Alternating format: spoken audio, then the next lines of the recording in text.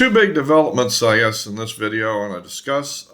First of all, we have a jobs report, which has led to a bit of a downturn in the stock market on Friday.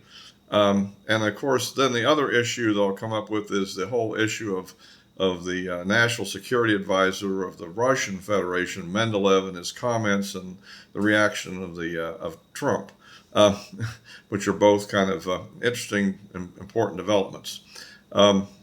Well, the earnings report, the jobs report came out sort of negative here, mainly because of the downward revisions that occurred in the earlier months of the year here. Right? Was it May and June, I think, and so and that was over what 258,000 fewer jobs than had been previously reported, which led to President Trump kind of, I think, a little bit overreacting and firing the director of the Bureau of Labor Statistics.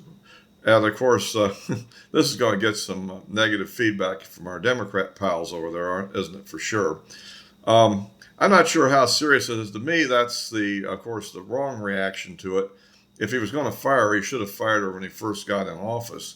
And for the reasons he's now claiming. But to wait this many months and then doing it now sounds like he's really more trying to influence the numbers that come out rather than actually, dealing with somebody who might have been partisan. Because some of the things that was going out, in the fall were a little bit questionable last year.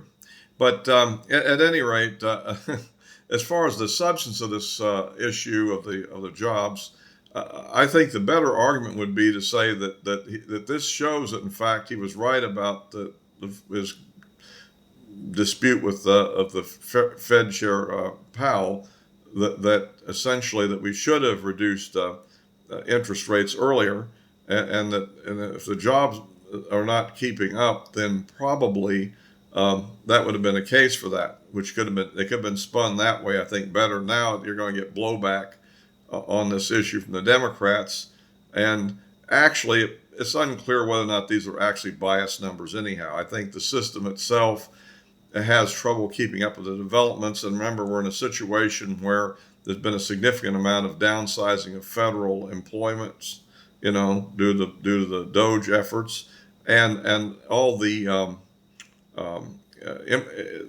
deportations of illegal immigrants have probably actually reduced jobs. I mean, as these people either don't show up to work because they don't want to get caught, or actually are being deported, or the ones that are voluntarily deporting. That's going to have a downward effect too. So I think that overreacting to the BLS is probably not a good idea, particularly at this time. It gives it a bad look and definitely opens up for criticism, which otherwise wouldn't. I think another thought on that would have been a better idea would be to maybe have a review of the methodologies that are being used to see why we are having these wild fluctuations and then revisions. How does that occur and what's going on that? I heard one of the Democrat senators they had on Fox, Coons, was actually basically saying he had the same complaint where some of the revisions happened under Biden, and he checked it out, and really there was an explanation. So at any rate, that's an interesting thing. Now we can get on to the other issue about the Mendeleev comments and the U.S. reaction, and of course that also plays into the upcoming tariff threats. If you like these videos, please give me a like, subscribe, click the bell for notifications. We can use more followers, and or you can follow me on Rumble, where I post the same videos, and of course the address in the description below. So okay, now so on the other issue is there's a little ongoing kind of back and forth between Mendeleev, a former Russian president, and I guess the head of the number 2 guy on the Security Council or whatever, who seems to always has been known for making kind of incoherent threats all the time. Actually, this one was probably closer to being more coherent than most of the things. I mean, I can recall him making comments about bombing Berlin and London and stuff, which never made any sense. But essentially what this got into is that essentially he was saying that, hey, look, you have to basically, it was, I think, crudely stated, but he's saying when you're dealing with Russia, you are dealing with a major nuclear power. Essentially has a near parity relationship with the U.S. We could debate certain technical qualitative details of it, but it's at a level that it can't be ignored, needless to say. And he's saying if you continue to press the Russians in a sufficiently aggressive thing, this could spin out of control. I think that was his main point. He also made some comment about zombies or something. I don't know what that was, and called. I'm confused about this. I thought he called Lindsey Graham grandpa, but maybe not. Maybe it was really Trump. At any rate, well, if you get in a name calling thing with Trump, you have a problem, because he'll react. But the other thing he brought up, of course, it seemed that we had a slight allusion to the dead hand system, as it's sometimes called, which is, although he also made off like, well, maybe that isn't a real thing, but of course it is a real thing, and so that's that. And as I understand it, now Trump has said something to the effect he's ordered 2 submarines, nuclear submarines, to be deployed to their appropriate positions, which leaves the question, you mean they weren't in their appropriate positions before? Where were they? No, but actually, and that could be interpreted different ways, and maybe in the days ahead we'll get a better definition of what we're talking about, perhaps, or maybe we won't.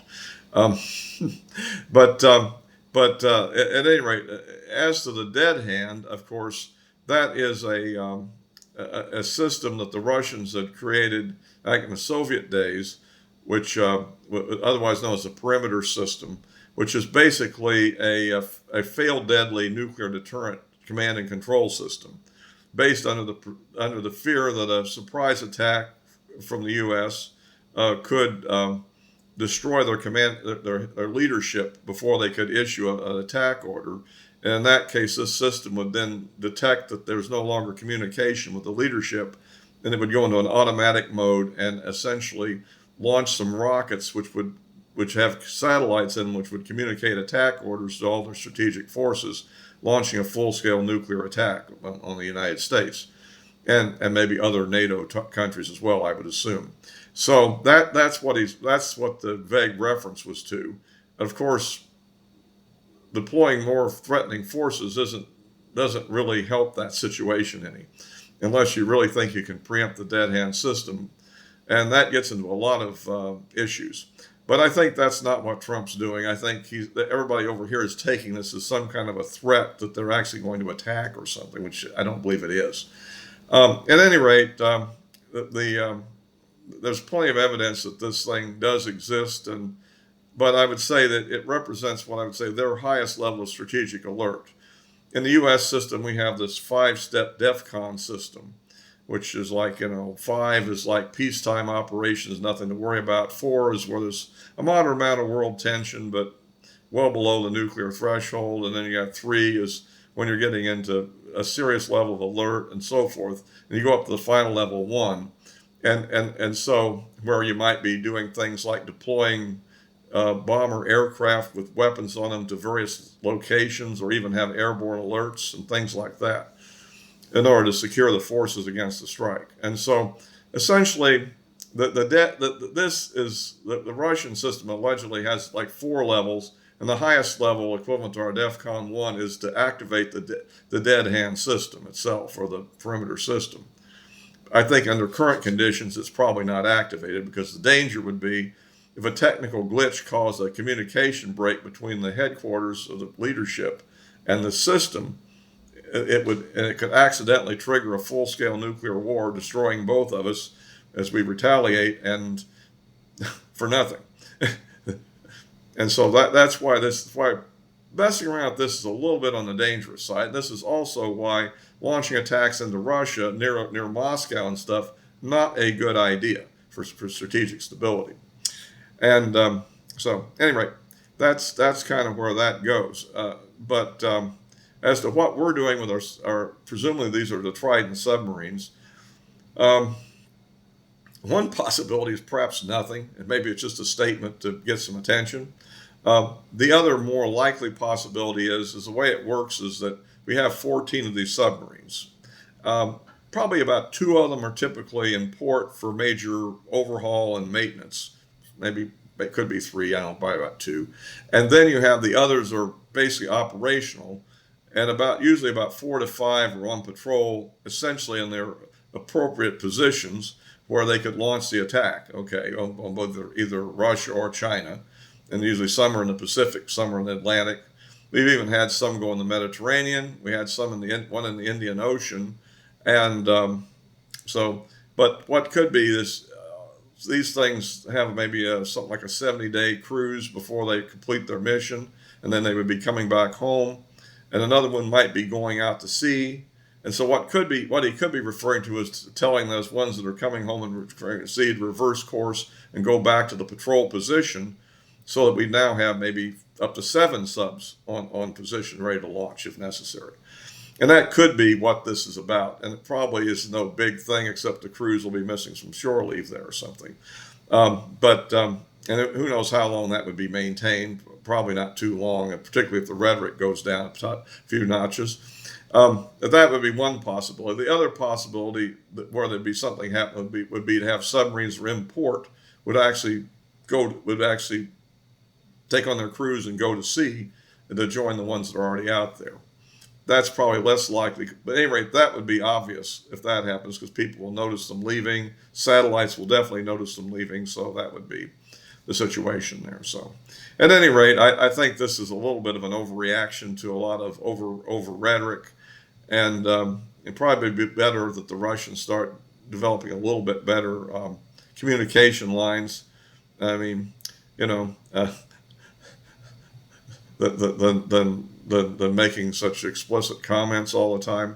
The main thing is to point out is that this conflict could escalate and lead to irreversible and regrettable consequences, or some of that kind of language might be more to the point, I think. And it's obviously a real, it's a risk that's not zero. I don't know how high it is, but the more you press this thing now, but the main issue, what is likely to really happen, we're coming up about a week away next, on August the 8th, I guess, will be the deadline that Trump has set for these secondary sanctions, presumably on everybody buying oil and from Russia, and that includes China and of course India. And I've been discussing that some, and so that's still in play, and we haven't really heard anything yet. As far as I can tell, is that so far, and I guess that might include Brazil, and I don't know what about Turkey, and there's some European countries also, at least, is using their natural gas. So I don't know what's going to happen on that.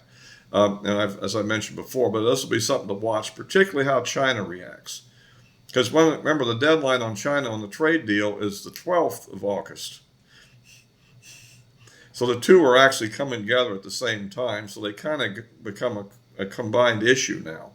So that'll be interesting. I think India, as I've said before, more like, but still they're not budging yet. And I guess the question is which is a bigger blow to their countries. It depends on how much. The Chinese would be pretty big, but the Chinese have strategic reasons to stand firm, because essentially if they cave to this, that's going to show that they're neutralized, right? And how could they threaten Taiwan if all we have to do is cut off their oil, right? So to speak.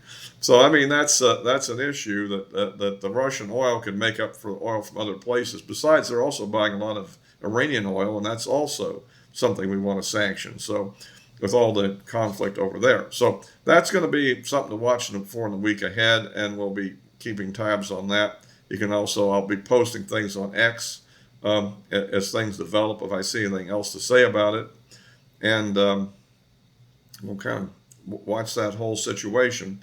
So I'll be wrapping this one up for now, and we'll be posting this on YouTube and Rumble, of course, and the address of my social media accounts are in the description below. All for now.